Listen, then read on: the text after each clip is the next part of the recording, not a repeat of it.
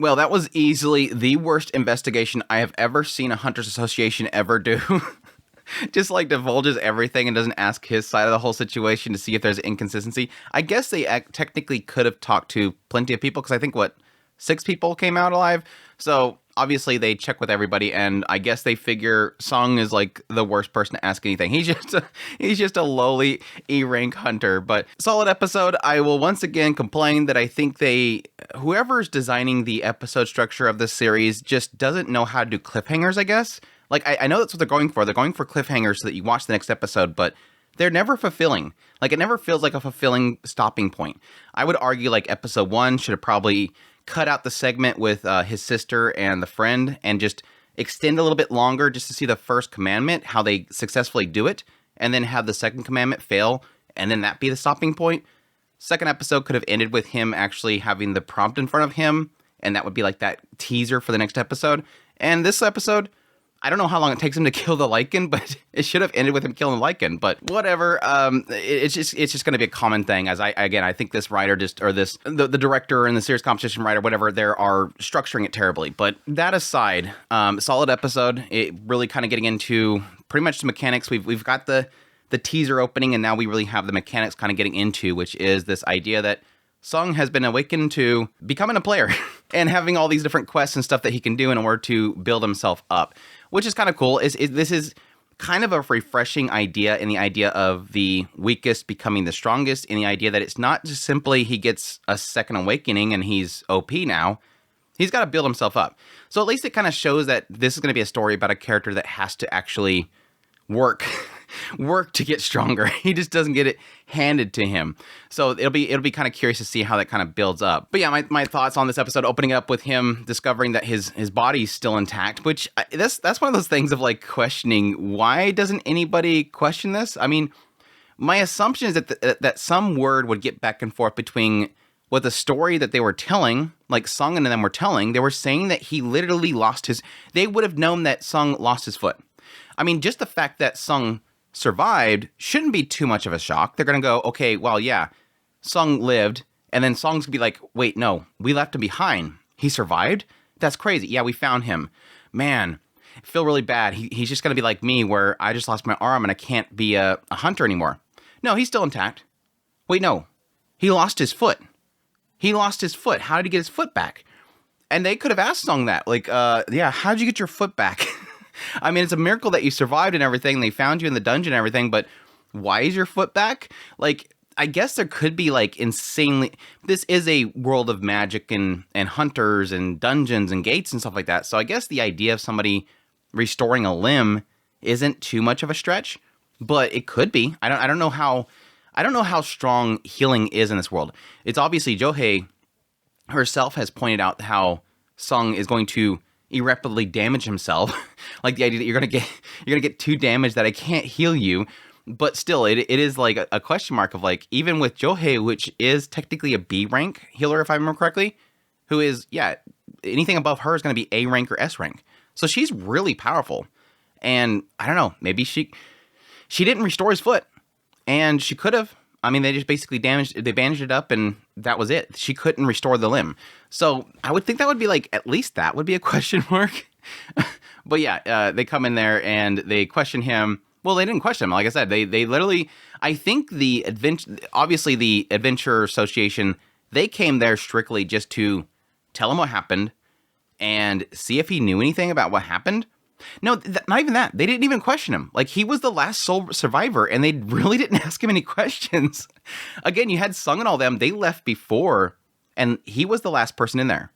And they came back in. They found his body laying there, and he was unconscious for 3 days, and the statues were gone. He would be the best person to ask about what the hell happened. But again, they didn't ask him anything. He's literally the one that has all the answers, really, and they asked him nothing. Instead, they just go, oh, well, you might be a second awakening. Here, try this crystal. Oh, you're not? Okay, peace out. Like, it is like, again, the worst investigation I have ever seen. And this is supposedly like this is a very questionable moment. A lot of individuals died in that dungeon, this double dungeon. A lot of people died. What they presume to be very powerful instant kill monsters that were in this dungeon has disappeared. I guess that's where it comes into is it seems like they're so focused on the idea of, is Sung a second awakening, and did he just destroy a bunch of instant kill, probably S rank mobs and survive it? And so that's all they care about is, let's see if he's a second awakening, because this is really a big deal if he is. And then when they discover that he's not, he's just an E rank, oh, well, I guess he just miraculously make it. That's weird.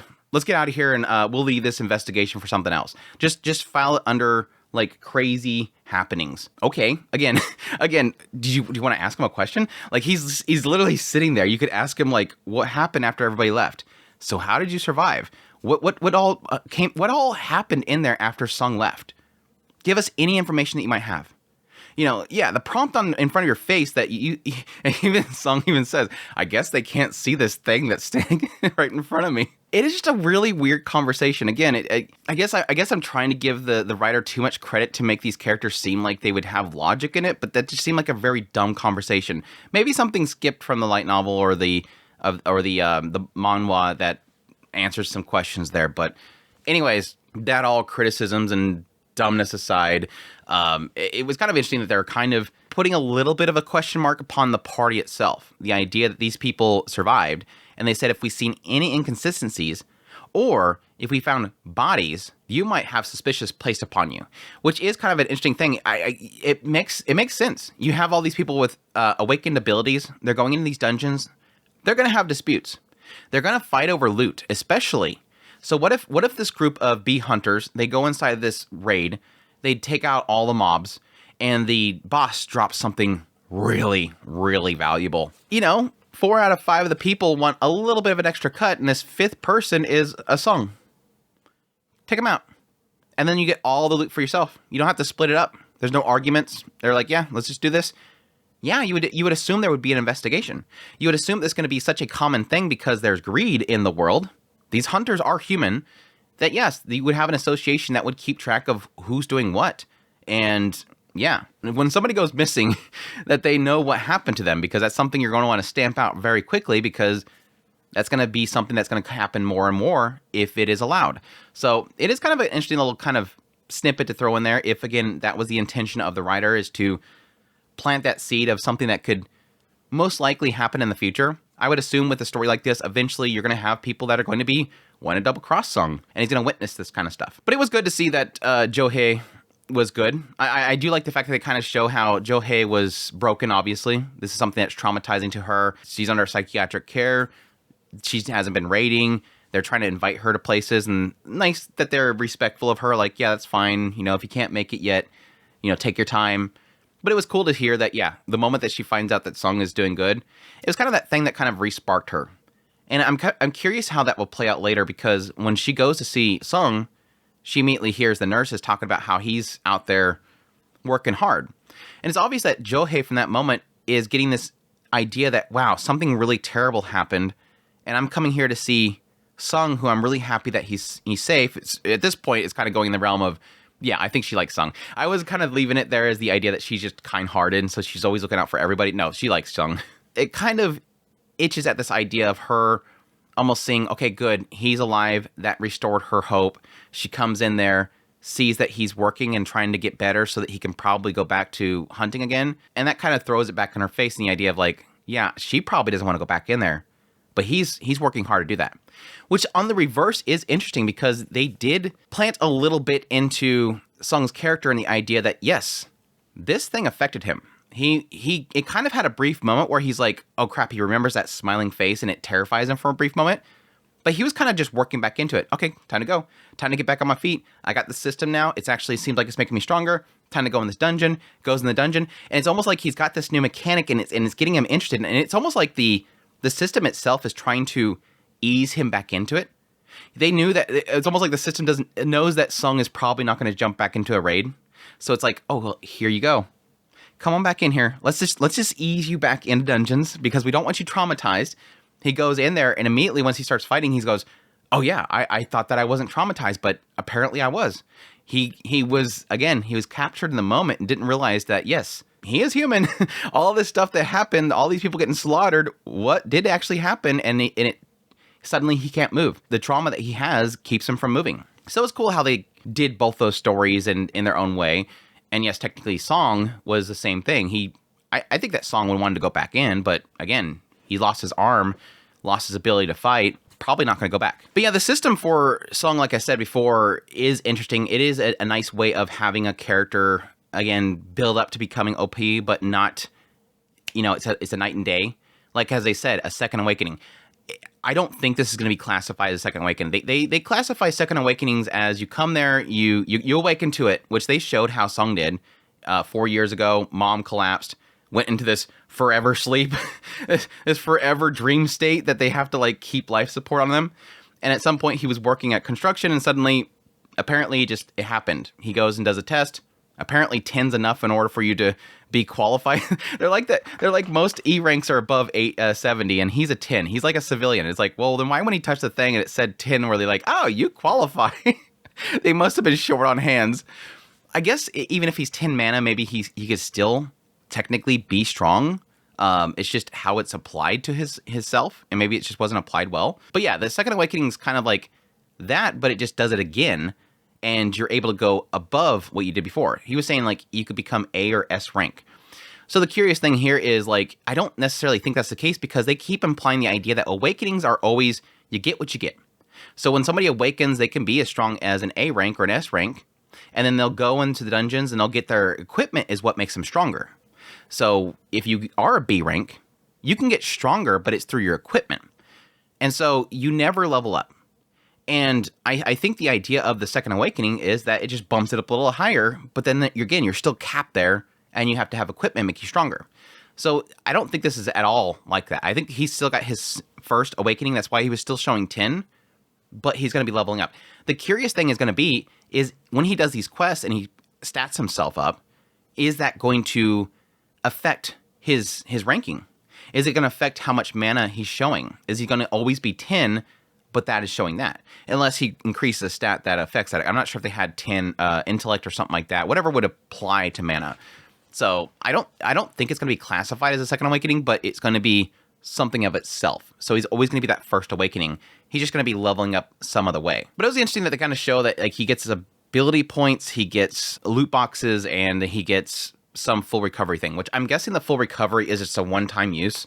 Like I don't think it's that he's getting a full recovery skill.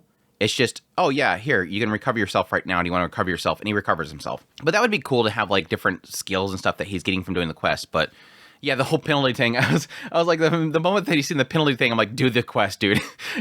What the hell are you thinking? He's like, yeah, that's fine. I'm going to go to bed. And he wakes up and he's in front of a worm.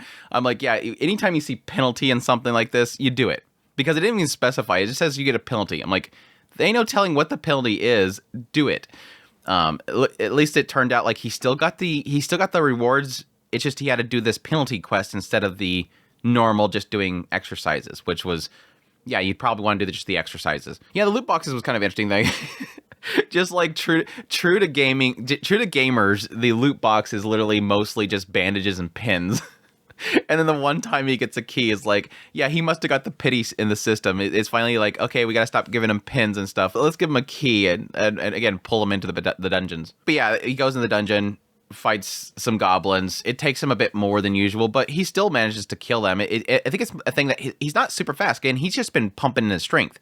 So obviously he's still going to struggle with hitting the goblins. It's just when he finally hits the goblins, he's going to one-shot them. But I was curious how he's going to play with the Lycan. I'm assuming he's just going to maybe just punch it. Like he's been relying on the dagger, and it's like just punch or kick him. You've been building up strength, and so I'm imagining with the Lycan, it's going to be a thing where the thing either like tackles him and he just kind of rips its jaw open, or if he just kind of punch and it just explodes. Like he's just going to turn to One Punch Man because he's just building up strength. But we'll see. We'll see. I have some side notes. The whole thing with the eternal sleep disease that his mom had, I found it was a little bit weird because it says that 4 years ago that happened, and then it was something to do with the gates themselves. Like the gates opened up, and they think it's some sort of exposure to mana that's causing it. And he says like 1 out of 10,000 people, which is technically a lot of people if you're thinking about worldwide. But they said something effective. They don't have any way of treating it. All they could do is provide life support. Now, maybe they're only providing life support because they don't have money. But he's like, okay, cool. I awakened. I'm going to go do this. Now I can afford for mom to get treatment. And it's like, but I think they just said that they don't have a treatment for it. So what do you want? What are you going to pay for? Maybe the treatment is this life support just to pay for that to exist. But I don't know. It seemed like a little oddity there. I kind of acknowledge the idea that, yes, technically it is kind of a gamble. And that would be why he'd be doing this whole thing, even though it doesn't get paid much. He's just hoping for that big jackpot, and then that would help pay for the bills better. But he just stressing the hell out of his sister. So his sister's like, I'm gonna quit school and go get a job if you don't freaking stop it. And then he goes right back in the dungeon. My only other note that I got was that I kind of got a kick out of the fact that how the people treat the gates opening. And this idea that, yes, it's pretty much like a weather report. Like they have the news on there and it's like, oh yeah, this is where all the gates are. Have fun for the day, do your daily weather report for where the gates are opening. And it's kind of that whole casual thing that it kind of builds in with the world, which I actually like. This idea that, yeah, somebody's driving down the road and suddenly a gate appears and they're like, ah, crap, I'm going to be late for work. And then it guys like other people are like, man, the street's all messed up because of this gate. The hunters need to get here so they can get rid of this stupid thing. Like it is so like, it's like a pothole. Like the world treats it like a pothole appeared in the road and they have to get the construction workers to fix it. It's like it's so daily routine. And I always like it whenever they do things like that. It's just, it makes it feel like something that would exist in the world because people just treat it like so casually. Oh yeah, the other thing is that, yeah, Shaw, apparently she's going to be doing a quest with a B rank group, training them. I don't know what that has to do with Sung. Maybe they're going to tell both the stories parallel with each other. It could involve Johei because I think they were inviting Johei to the same one. It was supposed to be a B rank raid, and I think they were inviting Johei to that one. So maybe now that she's seen Sung, she's going to end up going to that, and then she's going to get paired up with Hai and Shaw, and maybe we'll get to see their story together. So we'll see, though. And hopefully maybe Sung will get beefed up fast enough that he can join.